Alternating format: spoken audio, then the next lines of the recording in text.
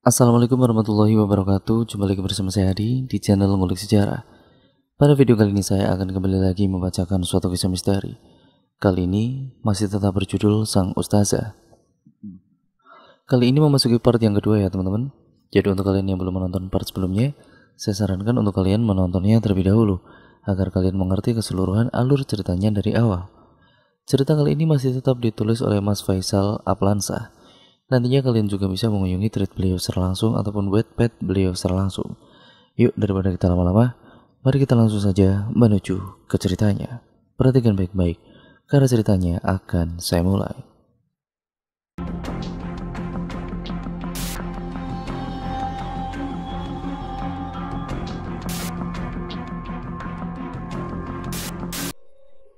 Obrolan ringan yang Mia ucapkan langsung dibalas dengan tatapan melotot ketakutan. Mia langsung dibuat kikuk. Ia lalu menoleh ke belakang dan menunjuk ke arah lapangan pesantren. Dia di sana dan Mia kaget karena perempuan tua berkerudung hitam panjang tadi sudah tidak ada. Ustazah Imah langsung membicingkan matanya ke arah yang ditunjuk oleh Mia. Mia juga mendongak, berusaha mencari perempuan tua itu tadi. Kerumunan santriwati yang sedang mengantri wudhu menghalangi pandangan mereka. Gak ada kan? Tanya Ustazah Imah dengan setengah menegaskan bahwa yang dilihat Mia tidak ada. Sungguh aneh, tiba-tiba Ustazah Imah jadi ketakutan. Iya, gak ada Ustazah, padahal tak. Duk, duk, duk. Suara beduk tiba-tiba terdengar membuat Mia terkejut kaget. Lebih-lebih Ustazah Imah yang hampir terjatuh karena saking kagetnya. Bahkan Mia sampai memegangi badan Ustazah Imah agar tidak terjatuh. Mia begitu keheranan, mengapa Ustazah Imah begitu takut. Allahu Akbar, Allahu Akbar.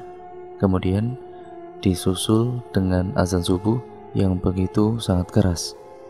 Suara azan laki-laki itu berasal dari radio yang diputar oleh Ustazah Sinta. Tentu saja perempuan tidak melakukan azan di sini.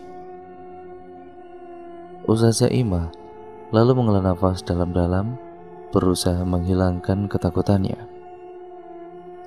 Ayo nak, mari kita sholat, ucapnya sambil setengah bergetar. Kemudian Mirna masuk ke dalam mobil. Namun sebelum ia pergi, Mirna membuka kembali kaca mobilnya dan menoleh ke arah Mia dan Ustazah Sinta. Nanti gue main-main ya kalau libur. Ngajak Pak Indra juga. Boleh kan Ustazah? Hush, this is Mia.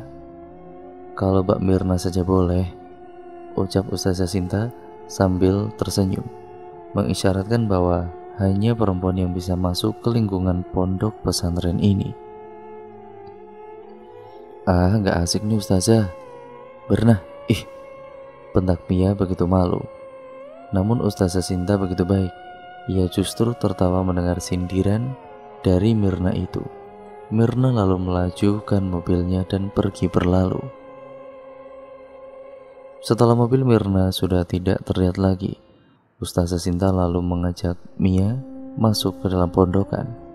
Sambil menggeret tas kopernya, Mia mengikuti Ustazah Sinta masuk ke dalam lapangan pondok pesantren. Sepertinya Ustazah Imah sudah tidak ada di tempatnya berdiri tadi. Mungkin dia sudah masuk duluan. Begitu menginjakan kaki di lapangan tanah di tengah-tengah pohon itu, Mia langsung disuguhkan pemandangan gedung 3 lantai di kanan dan kirinya. Gedung itu bercat hijau. Kesannya seperti bangunan sekolah dasar. Terlihat lampu penerangan yang menyala di kamar-kamar yang ada di setiap lantai, membuat suasana saat itu cukup terang meski masih subuh. Berbeda dengan di lapangan luas tadi. Di sini jauh lebih terang. Di hadapan Mia berdiri sebuah pohon besar tinggi menjulang.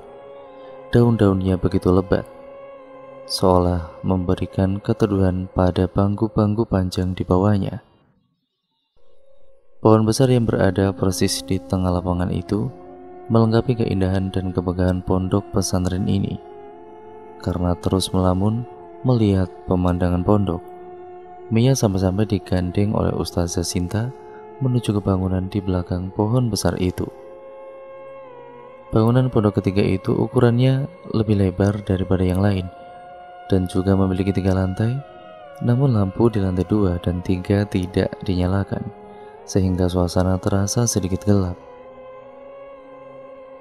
Cahaya lampu dari bangunan lain pun terhalang oleh pohon besar di tengah lapangan.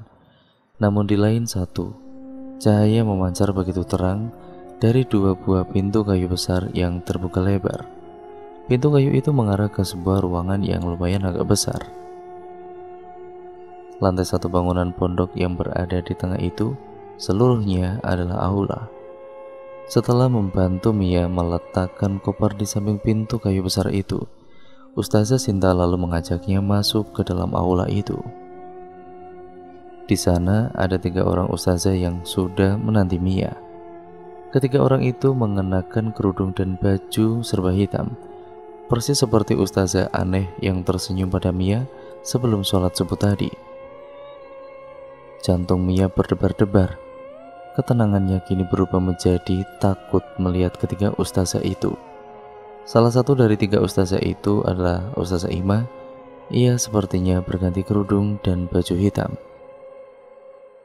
Sedangkan kedua orang lainnya, Mia tidak mengenalinya, sepertinya ustazah aneh itu bukan salah satu dari mereka ini. Dengan masih mengenakan mukena masjid, Mia didudukkan di tengah-tengah ketiga orang ustazah itu. Ustazah Ima duduk di hadapan Mia, sedangkan 2 ustazah lainnya berada di kanan dan kirinya. Ustazah Sinta kemudian mengambil posisi persis di belakang Mia. Sekarang, Mia seperti dikepung dari semua arah, meski jarak duduk mereka semua berjauhan. Meski hanya 5 orang saja yang ada di aula sebesar itu, rasanya Mia seperti ditatap oleh ribuan pasang mata. Ia gugup sejadi-jadinya. Ketiga ustazah yang menghadap Mia itu terlihat tenang dan santai. Bahkan Ustazah Ima terlihat bercakap-cakap dengan ringan dengan ustazah yang berada di kiri Mia. Namun ketika Ustazah Sinta memberikan aba-aba pada mereka, wajah Ustazah Ima berubah sedikit serius. "Baiklah, kita mulai saja, Nak Sinta," ucap Ustazah Ima. Mia kemudian menelan ludahnya pertanda ia saat ini begitu sangat gugup. "Mau diapakan aku?" gumamnya dalam hati. Bismillahirrahmanirrahim. Assalamualaikum warahmatullahi wabarakatuh. Salam Ustazah Sinta. Waalaikumsalam warahmatullahi wabarakatuh. Ketika ustazah itu menjawab salam dari Ustazah Sinta, begitu juga dengan Mia. Meski ia menjawabnya dengan sedikit kaku, "Mari kita mulai penerimaan santriwati baru hari ini," lanjut Ustazah Sinta. "Nak Mia, perkenalkan, ini Ustazah Ulun," menunjuk ustazah di kanan Mia, "dan ini Ustazah Roma," menunjuk ustazah di kiri Mia. "Kami bertiga adalah ustazah pengurus dari pondok pesantren ini." Dengan rahmat Allah SWT dan dengan doa dari Nyiwati, kami menerima Nak Mia untuk menempuh pendidikan agama di sini. Mia menatap satu persatu ustazah itu. Ustazah Ulun merupakan ustazah yang paling kurus di antara mereka bertiga. Badannya pun juga kecil. Ustazah Ulun nampak tersenyum ramah pada Mia. Berbeda dengan Ustazah Roma yang tatapannya tajam melotot. Wajahnya yang judes dengan banyak keriput, sepertinya ia yang paling tua. "Alhamdulillah ya Allah," ucap syukur dari Ustazah Sinta. "Alhamdulillah ya Allah, terima kasih Nyiwati," sahut Ustazah Ima dan Ustazah Roma. Mia sedikit bingung, namun kemudian ia ikut mengucapkan hamdalah beriringan dengan Ustazah Ima. Dari awal sebenarnya Mia sudah heran. Sebenarnya siapa itu Nyiwati? Kenapa ustazah di sini selalu menyebut-nyebut namanya? Mia sedikit paham bahwa Nyiwati itu sepertinya adalah pemilik pondok pesantren ini, namun tidak seharusnya namanya selalu disebut-sebut seolah seperti orang yang disembah. Ustazah Sinta kemudian memulai berdoa, diikuti oleh ketiga ustazah berpakaian hitam itu. Doa yang dipanjatkan adalah bacaan-bacaan Al-Quran yang sering dikumandangkan di masjid-masjid. Doa memohon ampun, doa sapu jagat, dan ditutup dengan bacaan Al-Fatihah. Mia mengikuti dengan khusyuk doa-doa yang diucapkan oleh Ustazah Sinta itu. Meski dalam hatinya masih ada rasa takut. Di pojok ruangan aula luas itu terdapat sebuah tangga kayu yang menuju ke lantai 2. Tentu tangga itu mengarah ke ruangan yang sangat gelap karena lampu lantai 2 tidak dinyalakan. Ustazah Imah lalu menuju ke arah tangga itu. Nah, yang terakhir, Nak Mia naik ke atas. Temui Ustazah Nyiwati untuk minta restu dari beliau. Setelah masuk ke dalam masjid, Ustazah Sinta yang sudah menunggu kedatangan Mia langsung menyodorkan seperangkat mukena putih. Dengan bergemetar Mia mengambil mukena itu, sekali lagi matanya berlinang air mata. Ia begitu terharu melihat suasana masjid yang kala itu begitu syahdu, dengan bunyian-bunyian sholawat yang menggema di seluruh ruangan. Lalu Mia mengenakan mukena itu, mukena putih yang begitu bersih dan wangi. Berkali-kali Mia mencium aroma harumnya. Ustazah Sinta begitu sangat bahagia menatap Mia yang mengenakan mukena itu. Mereka berdua kemudian masuk ke dalam barisan saf sholat subuh dan mulai bersolawat. Beberapa menit kemudian iqomah berkumandang lagi-lagi oleh suara laki-laki dari rekaman radio. Setelah iqomah selesai, Ustazah Sinta lalu memimpin jamaah sholat subuh. Sedangkan Ustazah Imah mengambil saf persis di sebelah Mia. Sholat itu terasa begitu khusyuk bagi Mia. Sholat berjamaah itu pahalanya 27 kali lipat lebih banyak daripada sholat seorang diri. Hal itu benar-benar ia rasakan, padahal hanya 2 rakaat saja. Namun, rasanya seperti sudah membayar lunas semua perjuangan Mia ini. Ia bukanlah hutang orang tua yang paling memberatkan, tetapi seluruh dosa yang Mia tanggung selama ini. Mia sungguh memikirkan dosa yang ia lakukan. Tapi mau bagaimana lagi? Semuanya sudah terlanjur. Setelah sholat subuh selesai, Ustazah Sinta lalu memberikan pengumuman di hadapan seluruh santriwati dan Ustazah Imah. Ia memperkenalkan Mia. Mia begitu malu ketika seluruh santriwati tersenyum menyapanya. Ia merasa berbeda kasta dengan mereka yang begitu suci.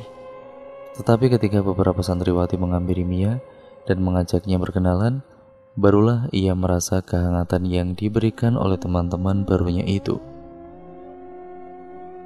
Jamaah sholat subuh itu akhirnya membubarkan diri dan keluar dari masjid. Di halaman masjid, Mirna yang dari tadi menunggu di dalam mobil langsung keluar begitu saja melihat segerombolan orang keluar dari masjid. Ia kemudian mengambil koper milik Mia yang berada di kursi belakang. Melihat sahabatnya itu sudah menyiapkan kopernya, Mia langsung pergi menghampiri Mirna. Gimana? Betah nggak? Sejauh ini sih betah, orangnya baik-baik. Syukur deh. Udah ya, gua pulang dulu. Ini koper lu. Langsung sekarang? Nggak mau nginep dulu? Nggak lah, malas. Ntar gua jadi alim dong, tanya Mirna. Mbak Mirna, udah menginap dulu kah? Tiba-tiba Ustazah Sinta datang dari belakang Mia. Dia lalu ikut dalam obrolan mereka berdua. Enggak mbak. Ustazah, enggak usah. Ya makasih, jawab Mirna dengan kikuk. Oh ya, sudah kalau begitu. Mirna lalu membuka pintu mobilnya. Namun belum sampai kakinya melangkah masuk ke dalam mobil, Mia langsung memeluknya. Terima kasih ya nak. Makasih banget. Makasih buat semuanya, ucap Mia sambil menangis. Kalau gak ada Mirna mungkin aku gak akan bisa seperti ini. Makasih ya nak, buat semua bantuan, support dan juga semuanya dari kamu untukku. Mirna dengan mata yang berkaca-kaca langsung membalas pelukan sahabat baiknya itu. Lebay lo ya, lebay banget. Gua gak mau nangis jadi nangis gara-gara lu, bentaknya sambil terisak. Kedua sahabat itu kemudian berpelukan begitu erat, disaksikan oleh Ustazah Sinta dan beberapa santri. Ustazah, tolong Mia diajak masuk, teriak Ustazah Ima dari kejauhan. Nampaknya Ustazah gemuk ini sudah lebih dahulu meninggalkan masjid, lalu berbalik karena Mia tidak kunjung masuk ke dalam pondok pesantren. Mendengar suruhan Ustazah Ima itu, Mia lalu melepaskan pelukannya. Mirna tersenyum kecut dan melotot sinis ke arah Ustazah Ima. Karena seolah ia sedang diusir, Ustazah Sinta lalu tersenyum dan menyalami Mirna. Sepertinya ia paham bagaimana kekesalan Mirna. Keringat langsung bercucuran di wajah Mia. Ia begitu gugup, sampai-sampai ia masih duduk di sana tidak beranjak meski Ustazah Ima sudah menyuruhnya untuk naik ke tangga gelap itu. Silakan naik nak Mia, nanti duduk saja di depan ruangan Ustazah Nyiwati. Begitulah ucap Ustazah Ulun. Ustazah, apa boleh lampunya dinyalakan terlebih dahulu? Tidak usah takut. Ustazah Nyiwati pendiri pondok pesantren ini, begitulah kebiasaan beliau. Selalu beribadah dan berdoa dalam kondisi gelap, agar lebih khusyuk katanya. Terang Ustazah Ima. Tapi tidak apa. Nak siapa tadi? Sambar Ustazah Ulun. Mia Ustazah. Oh iya maaf. Tidak apa nak Mia. Ustazah Nyiwati orangnya memang sedikit pendiam, tapi sebenarnya beliau begitu baik. Kondisi Ustazah Nyiwati sedikit lemah. Kalau beliau tidak berbicara pada nak Mia, mendingan langsung turun saja, ucap Ustazah Ulun menjelaskan. Tidak usah ragu, naik saja, tambah Ustazah Roma dengan setengah membentak. Ucapan Ustazah Roma dengan nada agak tinggi itu membuat Mia bangkit. Ia lebih takut dimarahi oleh ustazah barunya itu. Jantung Mia berdegup semakin kencang ketika kakinya mulai menyentuh anak tangga kayu itu. Kemudian ia memejamkan mata, berusaha berdoa dan meyakinkan diri. Ya Allah, lindungilah hambamu ini. Begitulah doanya dalam hati. Kemudian Mia memantapkan langkahnya naik ke lantai atas. Sesampainya di lantai 2, kegelapan langsung menyelimut di sekeliling Mia. Kegelapan yang tidak biasa, rasanya seperti kau bisa melihat sesuatu di hadapanmu tetapi tidak utuh, seolah ada kabut hitam yang mengitari pandanganmu. Tangga itu mengantar Mia ke sebuah tembok di ujung ruangan lantai 2. Mia lalu berbalik dan mendapati sebuah aula lain di hadapannya. Aula lantai 2 ini lebih kecil karena tembok panjang yang memotongnya. Di tembok itu ada sebuah pintu yang menghubungkan ke ruangan lain. Apakah itu ruangan Ustazah Nyiwati? Mia tidak tahu dan tidak ingin menjelajah. Ia lebih memilih langsung duduk di depan ruangan itu. Bulu kuduk Mia berdiri dan benar-benar sangat ngeri sekali. Karena ia sekarang seorang diri di tengah-tengah ruangan gelap itu. Tidak ada cahaya, tidak ada suara, dan itu sunyi sekali. Mia juga tidak tahu apa yang harus dilakukannya setelah ini. Masa hanya duduk saja, menunggu siapa? Sungguh aneh untuk seseorang yang merupakan pemimpin pondok pesantren, tetapi begitu suka dengan kegelapan seperti ini. Apakah Ustazah Nyiwati itu gil? Cekrek. Jantung Mia seakan berhenti sesaat. Tiba-tiba pintu di hadapannya terbuka. Terlihat tangan penuh keriput berbalut kain hitam menggenggam daun pintu, mendorongnya keluar. Kemudian sosok perempuan tua kurus memakai kerudung dan pakaian serba hitam keluar dari pintu itu. Perempuan tua itu adalah perempuan yang Mia lihat di lapangan sebelum sholat subuh tadi. Dan sama seperti saat itu, perempuan tua ini juga tersenyum hangat pada Mia. Meski senyumnya itu begitu hangat, tetapi tidak bisa mengangkat ketakutan hati Mia. Ia justru semakin gugup dan takut. Mia hanya bisa diam dan mematung ketika perempuan tua itu duduk di hadapan Mia. "Assalamualaikum, Nak," ucap perempuan itu lembut. Mendengar ucapan lembut perempuan tua itu, ketakutan Mia sedikit hilang. Ia lalu memberanikan diri membalas salamnya.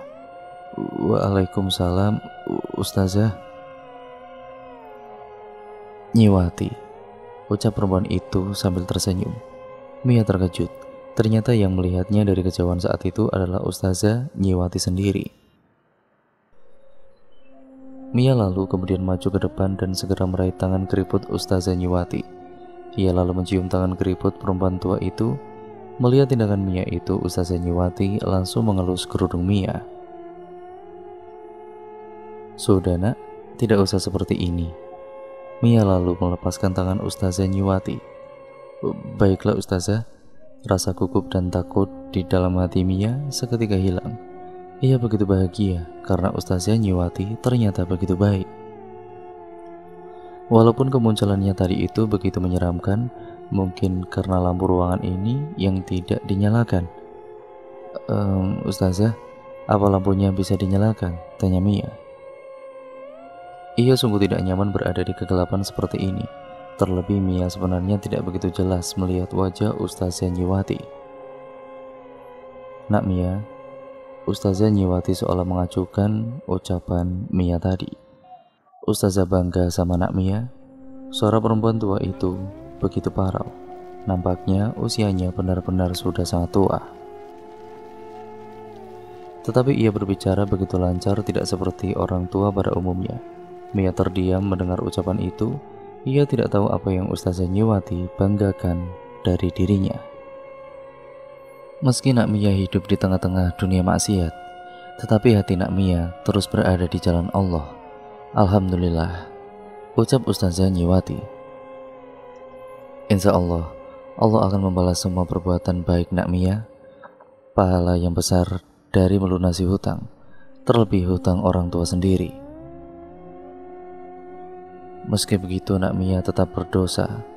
Cara Nak Mia dalam mencari harta tersebut ya salah. Tapi tidak apa, Nak. Bismillahirrahmanirrahim. Maka sesungguhnya Dia Maha Pengampun bagi orang-orang yang bertaubat. Quran Surat Al-Isra 25. Mia tidak bisa berkata-kata. Air matanya menetes untuk kesekian kalinya di hari ini. Bagaimana Ustazah Nyiwati bisa tahu tentang dia? Mungkin Ustazah Imah yang menceritakan semuanya. Tetapi dengan Nak Mia datang kemari, menimba ilmu agama, kembali ke Islam, insya Allah, Allah akan mengampuni semua dosa Nak Mia. Sungguh Allah sangat menyukai orang-orang yang bertaubat dan menyukai orang-orang yang mensucikan diri. Quran Surat Al-Baqarah 222. Terima kasih Ustazah Nyiwati. Terima kasih. Mia mohon petunjuk agar kembali ke jalan yang benar. Jawab Mia dengan terisak. Mintalah petunjuk pada Allah Subhanahu wa Ta'ala, Nak. Ustazah Nyiwati sendiri di sini hanya sebagai perantara. Insya Allah Mia akan mendapatkan petunjuk. Amin ya rabbal alamin. Amin ya rabbal alamin. Timbal Mia ikut mengamini doa Ustazah Nyiwati itu. Bismillahirrahmanirrahim. Dengan ini Nak Mia resmi jadi santriwati di sini. Ustazah Nyiwati lalu berdiri dan mengusap kembali kepala Mia. Mia lalu meraih dan sekali lagi mencium tangan keriput itu. Kemudian Ustazah Nyiwati mengajak Mia berdoa bersama. Sungguh doa yang dipanjatkan oleh Ustazah Nyiwati itu begitu khusyuk dan dalam. Mia kembali menitikkan air mata di tanpa suasana yang begitu hening. membuat doa kedua orang tua itu seperti menggema di seluruh ruangan. Setelah selesai berdoa, Ustazah Nyiwati kemudian kembali masuk ke dalam ruangannya. Nak Mia, Nak Mia. Brak, brak, brak. Tiba-tiba dari arah tangga terdengar suara Ustazah Ima yang berteriak kencang, disusul dengan suara telapak kaki yang tengah menaiki tangga. Mia menoleh ke arah tangga dan lampu ruangan lantai 2 seketika menyala. Mia yang sudah terbiasa dengan kegelapan langsung memicingkan matanya karena silau. Namun ia bisa melihat Ustazah Ima berdiri di mulut tangga, terlihat begitu panik melihat Mia. Ustazah Ima lantas berlari ke arah ruangan Ustazah Nyiwati dengan terburu-buru. Kemudian ia segera masuk dan mengintip ruangan Ustazah Nyiwati yang masih terbuka. Sepertinya Ustazah Nyiwati belum sempat menutup pintu ruangannya. Wajah Ustazah Ima begitu ketakutan dengan keringat bercucuran di keningnya. Ia kemudian langsung menutup pintu ruangan Ustazah Nyiwati. Kamu tadi masuk ke dalam? Enggak Ustazah. Jawab yang jujur, bentak Ustazah Ima. Tidak Ustazah, jawab Mia terbata-bata. Ustazah Ima kemudian melirik ke kanan dan ke kiri seolah takut akan sesuatu. Mia yang bingung dengan tingkah Ustazah Ima memberanikan diri untuk bertanya. Ustazah, ada apa? Pintunya kok bisa kebuka? Tadi Ustazah Nyiwati keluar menemui Mia, Ustazah. Ustazah Ima langsung melotot menatap Mia. Ia seperti habis dikejar setan, wajahnya menekuk takut tidak karuan. Memangnya kenapa Ustazah? Ustazah Ima tidak langsung menjawabnya. Ia terus melirik ke kanan dan ke kiri tidak jelas. Untuk beberapa saat mereka berdua hening sejenak, karena Mia juga tidak tahu apa yang sedang ditakutkan oleh Ustazah Ima. Tidak apa-apa kok, tidak apa-apa. Tadi Ustazah sudah memanggil-manggil Mia berkali-kali, tapi kamu tidak dengar. Mia menatap bingung Ustazah Ima. Ia merasa tidak dengar bila dipanggil. Dari tadi ia sibuk berbicara dengan Ustazah Nyiwati. Lalu tiba-tiba saja Ustazah Ima muncul dan panik sendiri seperti ini. Sejurus kemudian ia berubah marah tidak jelas. Mia jelas tidak paham dengan tingkah Ustazah Ima itu. Bukannya Mia hanya menjalankan apa yang diperintahkannya? Apa yang salah? Sudah, ayo sudah turun, bentak Ustazah Ima. Ustazah Ima lalu menggandeng paksa Mia. Mereka berdua kemudian dengan terburu-buru turun kembali ke aula lantai 1. Ustazah Ima dan juga Mia menuruni tangga dengan begitu terburu-buru. Hal ini membuat heran Ustazah Ima, Ustazah Roma dan Ustazah Sinta yang masih duduk di aula. Ada apa dengan Ustazah Ima? Tanya Ustazah Ulun. Pintunya. Ustazah Ima dan Ustazah Roma langsung terkesiap ketika mendengar sepotong penjelasan dari Ustazah Ima itu. Namun ketika Ustazah Sinta juga menatap kaget Ustazah Ima, justru Ustazah Ima tidak melanjutkan penjelasannya.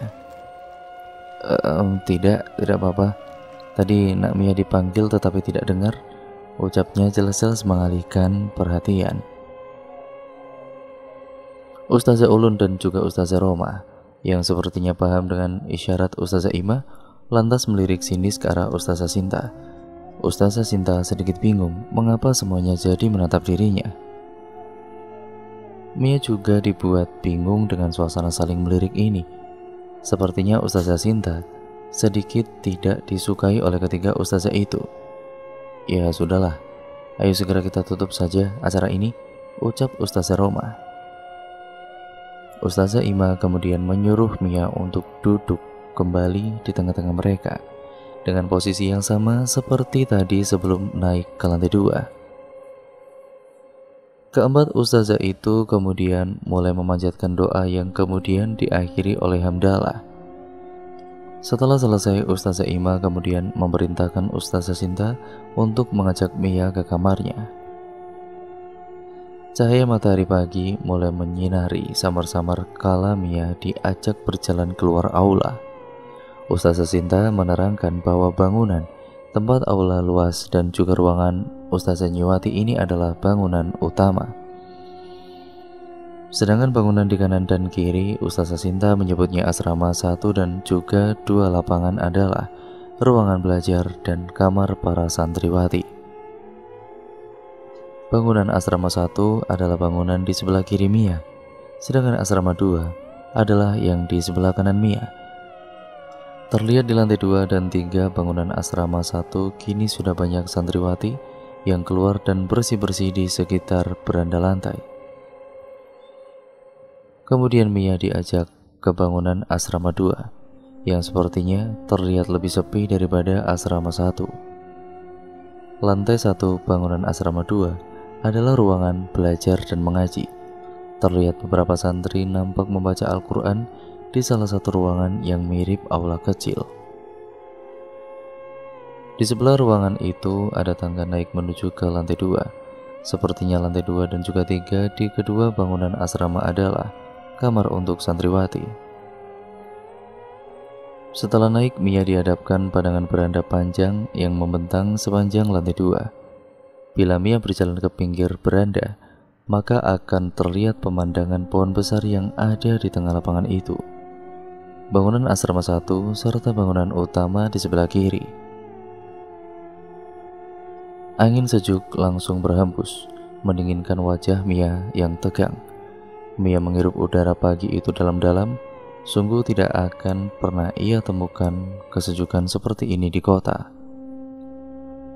Setelah melihat-lihat pemandangan pondok pesantren dari beranda lantai 2 itu, Ustazah Sinta lalu mengajak Mia melanjutkan perjalanan. Mereka berjalan menyusuri beranda, menuju ke sebuah kamar paling pojok di lantai 1. Kamar itu berada dekat dengan bangunan utama, sehingga bila Mia melihat dari berandanya akan terlihat langsung beranda lantai 2 bangunan utama, ruangan Ustazah Nyiwati. Ustazah Sinta lalu mengetuk pintu kamar itu. Kemudian seorang santriwati muncul dan membuat terkejut mereka berdua. "Nabilah," seru Mia kegirangan. "Astagfirullah, Nabilah," bentak Ustazah Sinta karena begitu kaget. Santriwati itu mendongak dari balik pintu dengan wajah mengantuk. Mukena hitamnya terlihat lusuh, kemudian ada bau sedikit tidak enak menyengat ketika ia membuka pintu. Melihat kehadiran Mia dan juga Ustazah Sinta, ia langsung gugup. Ustazah Sinta lantas menutup kembali pintu kamar itu. Itu Nabilah, Ustazah." Iya Mia," jawab Ustazah Sinta terbata-bata. Mia tentu sedikit kaget melihat penampilan Nabilah yang lusuh.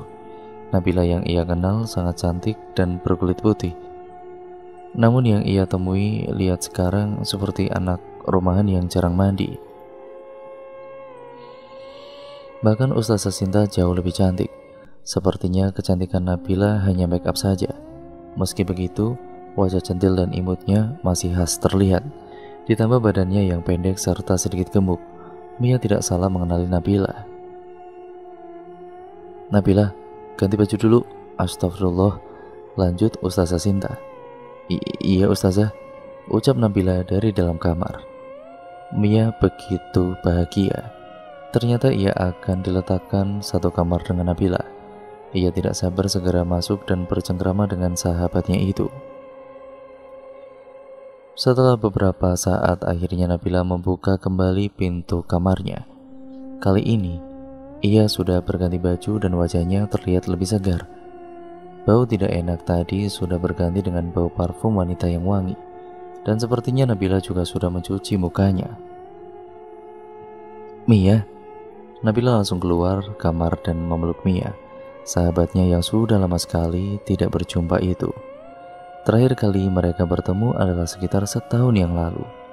Nabilah yang memutuskan untuk lebih dahulu masuk ke pondok pesantren, meninggalkan Mia dan Mirna tanpa kabar awalnya. Namun beberapa bulan kemudian ia memberi kabar pada Mia bahwa ia kini sudah berada di pondok pesantren ini. Dulu Mia dan juga Nabila adalah PSK yang dikoordinir oleh Mirna. Bila Mia memiliki alasan untuk melacur karena hutang ayahnya, maka Nabila memiliki alasannya sendiri. Alasannya itu adalah kesenangan. Nabila melakukan pelacuran ini hanya demi kepuasan dan kesenangan semata.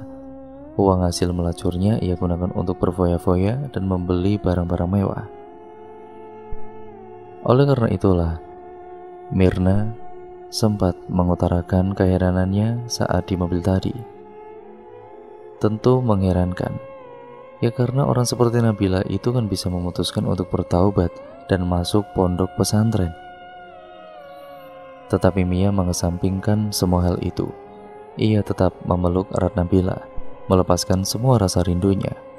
Terlepas dari semua itu, Nabila adalah orang yang baik. Ia juga sering membantu Mia dan menyemangatinya. Nabila juga salah satu dari sedikit orang yang tahu betul masalah yang dihadapi oleh Mia. Dan kini ia sangat bahagia ketika Mia sudah berhasil melunasi hutang-hutangnya dan datang ke pondok pesantren yang ia rekomendasikan ini. Ustazah Sinta tersenyum melihat kedua santriwatinya itu saling berpelukan dan bercakap-cakap begitu bahagia. Sepertinya kalian sudah saling kenal ya? Iya Ustazah, Nabila ini teman Mia dulu sewaktu. Mia sedikit cemberut. Sudahlah ya, lupakan saja. Itu kan masa lalu, potong Nabila. Mia kembali sumringah mendengar ucapan supel Nabila. Iya Nab, kamu benar. Ya sudah Nak Mia, Ustazah tinggal dulu ya. Loh Ustazah, Mia tidur sama saya? Iya Nabila. Wajah Nabila yang tadinya bahagia kini menekuk panik. Ia menatap nanar Ustazah Sinta seolah tidak percaya dengan apa yang diungkapkannya barusan itu. Kenapa Nab? Aku gak boleh tidur sekamar sama kamu ya? Bukan gitu, tapi Nabila nampak terbata-bata. Ustazah sudah bilang Ustazah Roma dan diizinkan kok Nabila, ketus Ustazah Sinta. Oh kalau begitu gak apa-apa deh. Nabila nampak terkejut dengan ucapan Ustazah Sinta yang membawa nama Ustazah Roma itu. Mereka bertiga kemudian hening sesaat, seolah Nabila masih setengah hati menerima keputusan itu. Ustazah Sinta, kalau Nabila tidak keberatan, saya tidak apa-apa di kamar lain kok, ucap Mia. Gak gitu Mia, gak apa-apa kok Mia. Aku gak apa-apa sekamar dengan Mia, cuma... Nabila nampak diam sesaat. Cuma aku malu. Aku orangnya agak kurang bersih, tambahnya yang sambil meringis kecil. Ya sudah, kalau Nabila sudah setuju, Ustazah pamit dulu ya. Nak Mia istirahat dulu, tidak apa-apa. Nanti pada zuhur kita mulai belajar, ucap Ustazah Sinta. Ia kemudian pergi meninggalkan mereka berdua. Mia menatap Nabila yang masih bingung. Karena Mia sendiri tidak enak, ia lalu kembali bertanya pada sahabatnya itu. Nab, beneran gak apa-apa? Iya gak apa-apa, beneran, ayo masuk deh. Barang kamu di mana? Oh iya, masih di aula. Ya sudah gak apa-apa, kamu tidur di dalam dulu saja. Nanti siang pasti diantar ke sini kok. Atau nanti aku ambilin deh, ucap Nabila. Mia pun tersenyum bahagia melihat Nabila yang ramah dan suka menolong seperti dulu. Nabila lalu mengajak Mia masuk ke dalam kamarnya. Begitu masuk, Mia langsung disuguhkan pemandangan kamar yang bersih dan harum. Apanya yang gak bersih? Ini harum sekali, gumam Mia. Ada 2 kasur spring bed yang sudah tertata rapi di sisi kanan kamar. Kemudian di tembok kiri terdapat 2 lemari kayu besar. Di ujung kamar ada pintu menuju kamar mandi. Kamar mandi itu juga begitu harum dan bersih. Ketika Mia buru-buru mengeceknya, pondok pesantren itu benar-benar mewah dan megah seperti foto yang dikirimkan Nabila. Nab, ini bagus banget kamarnya, luas dan bersih, kotor dari mananya? Mia menoleh ke arah Nabila dengan wajah sumringah, tetapi Nabila mengacuhkannya. Ia justru sibuk menutup salah satu lemari kayu. Ya, yang ini lemari gue ya. Punya lo yang sebelah sana. Oh, oke. Mia sedikit cemberut karena Nabila tidak meresponnya. Melihat wajah cemberut sahabatnya itu, Nabila sedikit tidak enak. Oh iya, koper lu ya? Gue ambil ya. Di mana tadi? Di aula. Tapi di mananya ya? Ya udahlah, ntar gue cari deh. Lu tiduran dulu sono Gi, ucap Nabila. Ia kemudian buru-buru pergi keluar dari kamar. Mia menarik napas panjang. Ia bingung dengan tingkah Nabila. Awalnya ia begitu kaget melihat Mia, kemudian ia senang. Selanjutnya ia sedikit keberatan bila Mia tidur di kamarnya. Namun kemudian ia setuju, benar-benar pelin-pelan, seolah-olah Nabila menyembunyikan sesuatu. Dan cerita pun akhirnya berlanjut ke part yang selanjutnya ya teman-teman, yaitu part yang ketiga. Nah, bagaimana kelanjutan ceritanya? Dan saya pikir ini masih banyak misteri yang akan terungkap di part-part selanjutnya. Jadi nantikan terus ya teman-teman di cerita selanjutnya, di video selanjutnya juga. Terima kasih, jangan lupa like, comment, dan share ya teman-teman sebanyak-banyaknya. Jangan lupa untuk kalian klik tombol subscribe, nyalakan tombol lonceng notifikasinya agar kalian tidak ketinggalan video terbaru selanjutnya dari channel ini. Sekian dan terima kasih. Misteri apa yang akan terungkap di part selanjutnya? Stay tune terus di channel ini. Dan video ini saya akhiri, sampai berjumpa di video terbaru selanjutnya. Wassalamualaikum warahmatullahi wabarakatuh.